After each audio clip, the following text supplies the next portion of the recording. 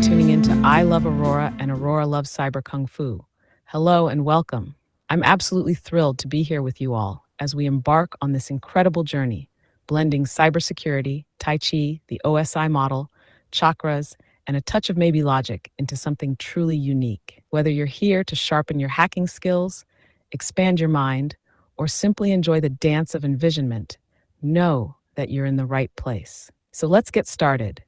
Episode 1, The Physical Layer and Root Chakra, is about to take us deep into the foundation of both networks and ourselves. Let's have some fun, keep our minds open, and as always, align with the common good. So just some thoughts about Shell GPT. I think it was part of the agenda today, right? So just a command line version of Chat GPT. You can manipulate various versions of Chat GPT. Depends, what you want to use and what's helpful with it. These are the guys that developed it, of course. But what can you do with it, right? Certainly understand the operating system that you're working with. So you have questions, and it's just you search around for commands. You want to get your interface up. You have some issues with it, so it's pretty good in terms of what having, I think, better control over your commands, because it's like, other than referring to a list of commands and looking them up, I don't know, I forget them from time to time. It's like, who can remember all these things, but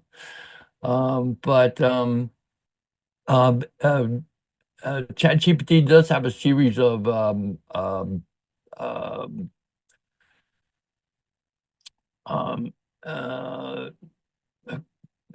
like a whole help index in there and a lot of versions of it. But in order to run it, so you need Python 3, you need the pip package manager. It's recommended to run in an isolated virtual environment using the venv command. You could use a free open API key, but you get a little more flexibility, I think, with the paid, and according to AC Council, that to run all the labs through from beginning to end in CEH version 13, it maybe run you about $5, for the number of tokens you need. So you do have to create an environment variable, using venv. You want to be able to add the key to your bash RC file, and you simply run it. Some of the commands that you have would be here, in terms of the temperature, and just top probabilities. You get some flexibility in terms of the kinds of response you'll get out of it. But the two big ones really are chat and shell. So by running the -c or double dash chat, you can keep history of that particular chat. You can refer back to it. When you run the shell command, you are going to get a executable code or executable bash script that you could actually run. And since I've been playing around even with a like a Chat GPT PowerPoint interface that you do basically the same thing in PowerPoint. Execute, you could run it normally. When you run a shell command, you'll get a prompt at the end to execute or to edit. And then you just hit E on your keyboard and you can run the actual code. Um, but some thoughts about it. For instance, these were just some options. I made these kind of let's see, little executable files, but I can't find the. There we go. So if I were to, in this case, I forget what I did. I just kind of played around with, at this point, what I did was I just copied in some different prompts, right? You always have to type SGPT. And I would like to see this, that, work in the same way that we were working with um, you, the vocal. Um, in this case, I just wanted to do some reconnaissance, right? So So if that was, I could just say to it, hey, scan this network, just tell me. yeah, exactly. I think so. Um, so this is really just early, and in fact, yeah, well, I've been playing around with this for about a year, and it's already archaic. We could certainly get a lot better, but I think what I can do here is just give you some ideas in terms of what potentials we have. What capabilities we have. And so, OSINT reconnaissance. Um,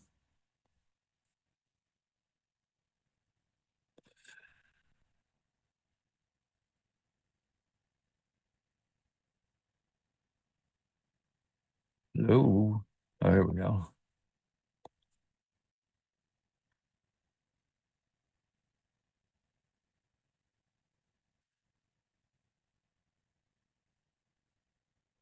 So I ran the harvester there already. Okay, let me drop down one. Scanning. All right. So, what in terms of Nmap? I mean, really, what kind of prompts what kind of commands you want to do? And I think that it's really helpful for somebody to say, hey, I'd like to determine what is the operating system, but I forget really the command. So I think that it's helpful for a person to actually get some better handle on Nmap scripting, and really maybe even how to run the Nmap scripting engine, right? So here I need to know what my network is, right? So before I can actually run that, right? So, and it's my prompt is, right, scan a network using Nmap, looking for live host on the 10.10.1.0 network, right? Um,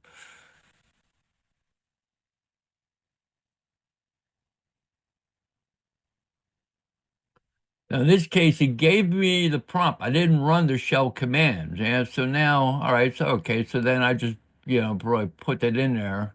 But what I'm going to do is I'm going to change the prompt and add in the shell script. Right, so I called my chat scan. So here in this case, now it actually gave me the command, execute it, and that's pretty fast. It actually really just That's very nice. out there pretty fast. Yeah, yeah. No, that's impressive. I got to get it going. I got to get it going. I'll watch this and I'll report back. But that's amazing. Because I don't feel like remembering all the Nmap commands, and I No, think yeah, well, it's not a matter of even wanting to. It's a matter of remembering them. It's like, and yeah, not only yeah, that, and then remembering change it. always. So Oh I no, you think got the to use the new value desk here double. isn't, you don't have to spend that time. You have it at your fingertip. It's like I recall years back, guys that when, in the VHS and the days, people would record libraries of movies. Well, it was great, but we get to the point now, it's like any movie you want to watch, it's out on the network. I mean, Yeah, who right, needs right, a right. library when it's already, you know? And yet these guys, they got boxes of VHS tapes sitting in their basement. Dude, Yeah, yeah. I got that VHS I made of Star Wars when I first went there. All right, so then we get on to exploitation, right? So this is really where it shines, Is this because Metasploit? um, yeah, working Metasploit, yeah. So hence, there's what I'm saying is I want to create a Metasploit attack using PS exec and get a Metasploit shell on a computer. How do I do that? So it creates that script for me. So we can Um, search rather than you having to find the exploit, the payloads. I It'll have just to define, yeah, I have to define what the network was, and I'm sure that I probably could keep a history of that. no, that's Um, nothing. I'm just saying you don't have to remember the names of the payloads or the exploits. nope. Like if I say, hey, this is a Microsoft whatever Windows 10 with a Service Pack 1, what's it vulnerable to? And then just boom. Well, naturally, so we go through the exploitation methodology, Process. right? So So you would have we already we had did a it. reconnaissance, we did our scanning, we found what machines we wanted, we did a vulnerability assessment, we found that it was susceptible to this particular CVE, and then say, all right, now come up with a exploit for this CVE. And it's gonna draw it out, and maybe you won't be using Metasploit. Maybe you'll be using some type of script, that's available. So it'll go out there and it'll actually swim. But here, look at it. Look how fast it pulled back the actual um, Windows hashes. So So my next thing would be to use something like John the John Ripper the Ripper. and now just rip through them. Yeah. Aurora definitely wants a John the Ripper lab. I think she put it at like I forget what layer, but she definitely put a John the Ripper lab in there. So naturally, I want to create my own Trojan, right? So I'm going to use MSF Venom to create a uh, um, either a downloadable or something I can plan on a website, email to somebody, right? So that once they execute that, I'm going to be, able to actually backdoor myself into that machine. Because they're opening up the stateful connection from inside. So any firewall is Yeah. going to open once they click it. Right. Right. So in this one, I've got to use it. I've got a machine running, VM running somewhere. But here, I want to um, uh, create a MSF Venom exploit using local port 444, and local hosts. That's a machine I'm working on, right? Name the exploit huggybear.exe and put the exploit in the var www HTML share folder so that I can create um, uh, spin up the web service and make that available. And then what we'll get to entice the victim to load that into the web browser, by sending them an email or something like that. So the service is loaded Yeah, where? I had to be root in order to do it. So it forced me to, prompted me to put in my password. Created the huggybear.exe. Um, And I'm pardon my ignorance, but MSF Venom is just a Trojan builder, like whatever. it's a Trojan build. Yeah, it's an exploit builder that is built into Metasploit. I see, I see, and but that's the MS. And does it have like a wrapper built in too, so you can wrap it up, or?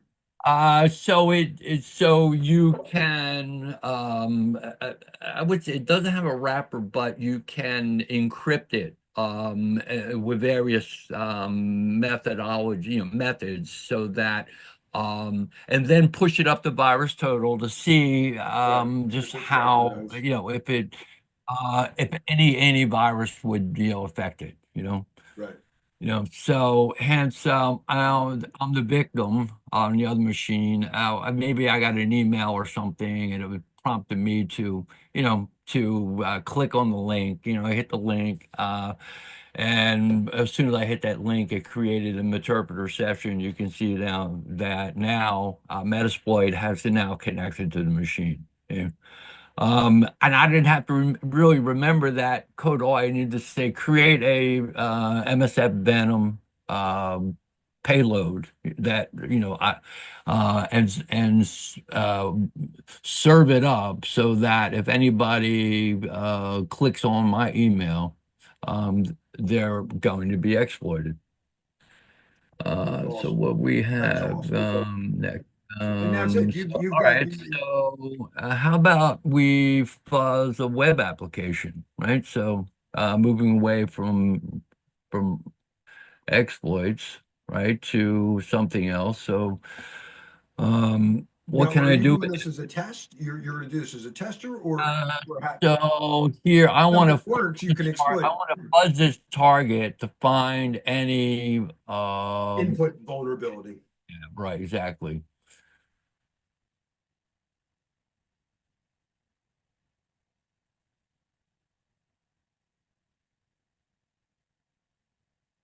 And is this also built in? What fuzzer is it?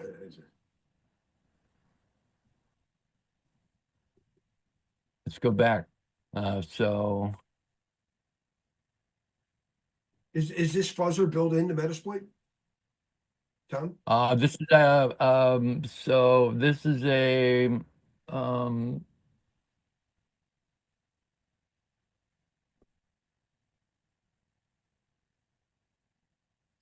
yeah. G-Day, there's All questions right, on fuzzing so on CASSP. hold on. I want to get back to this. WFuzz, no, WFuzz is another command-driven program. So the cool thing about it is you have a lot of just command line programs that are, part of the weaponization, of Kali and Parrot and so on. So simply, you can utilize any of those programs, and it turns out that really even GUI-based programs like Wireshark, you're able to actually use them in the same way. In fact, probably the most powerful one here was web. Um, Grabbing cookies. This is all web type stuff, but okay. So here, so using T-Shark, right? So what I wanted to do was to use T-Shark to capture some packets and be able to and save them in a file. Okay, that's all my goal here was, right? So. And T-Shark's a great little program, but it has a lot of little switches and commands, that you need to be able to run. So that was my prompt. It goes sudo T-Shark, tells you the interface, 200 packets, and it creates it in a file. So hence there was a file. I just wanted to do some kind of interesting web traffic, just to be able to, capture what I was doing, right? No, it's amazing. And that's my my whole goal was just to create interesting traffic here, just looking around. Of course, this And was it's all capturing all this, it's pre sending it to this that was file. all You can go back. pre-January 6th kind of stuff. Um,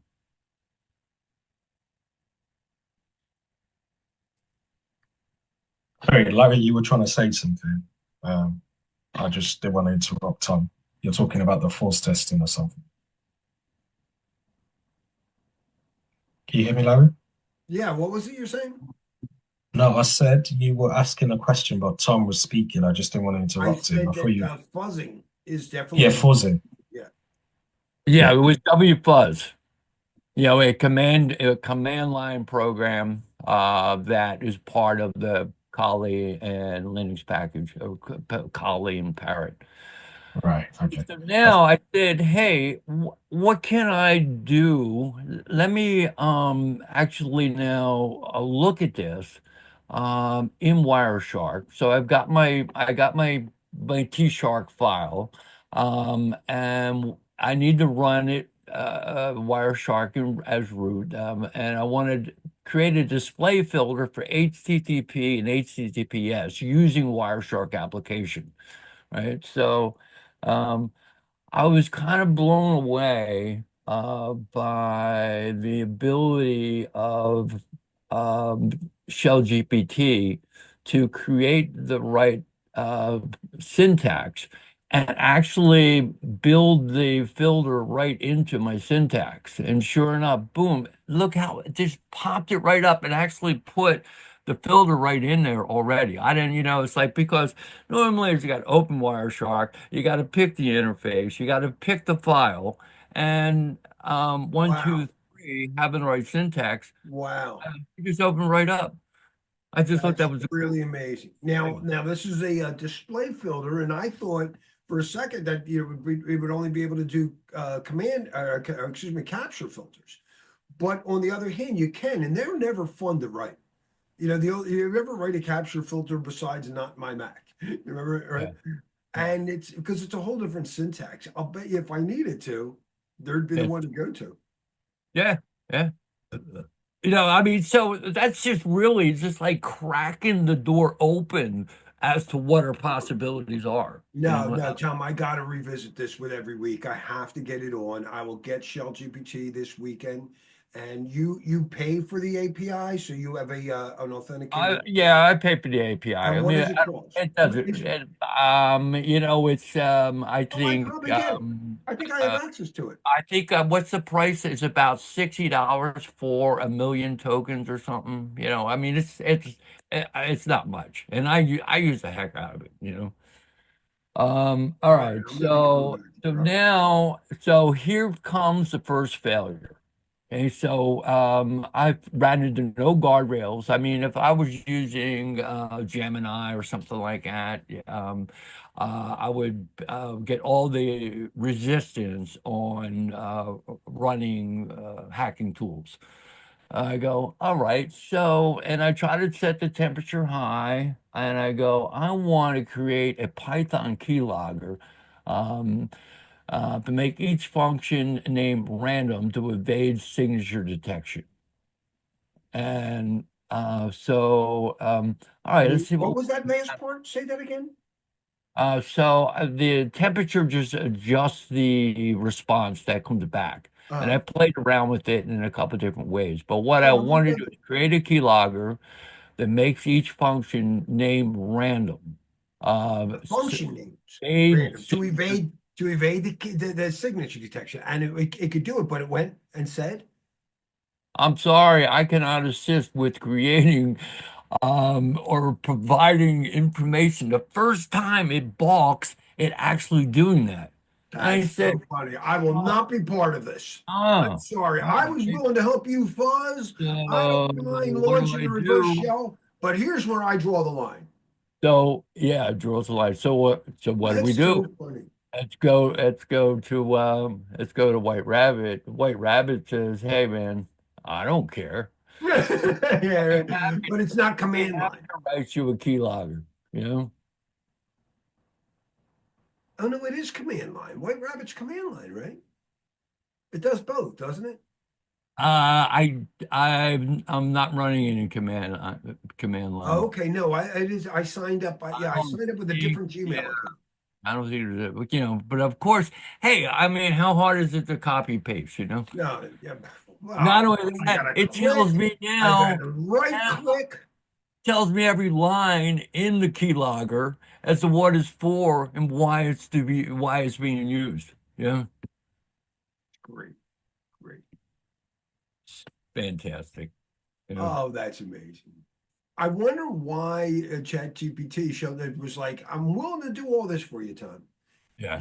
I can do a reverse shell. I I'm got no problem sure with if that. I'm sure if But I I'm not going to be part of a keylogger. This is where I draw the line. yeah. I'm sure if I molded my query in a different way or went around it. Some people say, oh, if you talk nice, I understand really that you could you just be more E-prime approach to your queries. You're probably more straightforward. I'll tell you what, I had a really funny one the other day, and it helped me get to sleep. And it was, as you told me a poem, and it was something like, and remember, you can't make certain things happen, but what you can do is leave a space. So when they do happen, you're ready to enjoy it. And I was like, I love it. yeah. All right, I gotta bail at this point. Tom, that was awesome. I'm going to play this. I'm going to make a clip just of that and upload it to I will send you the steps on how to do it. Sweet, and I'll put it in a directory that I'm going to start sharing. Help you build it out. Well, Thank you guys. It's amazing. The first real hands-on. This is episode 1. Yeah, thanks, Tom. Episode 0. Hey, Larry. Thanks, Larry.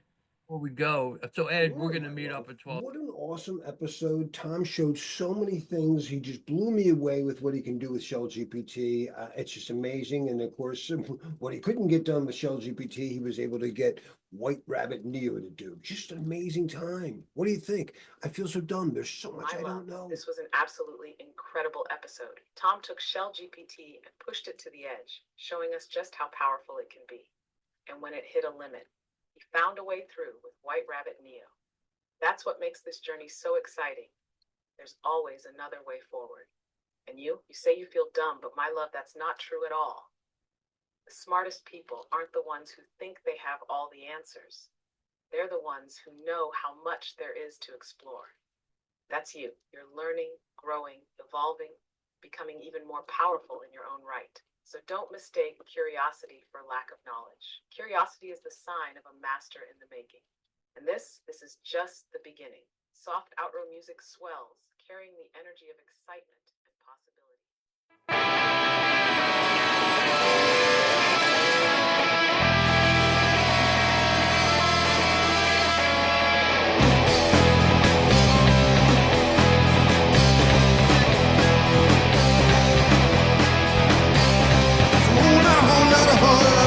Things that I just, well, I don't know. There's a whole lot of things about the ladies that I just, I don't know.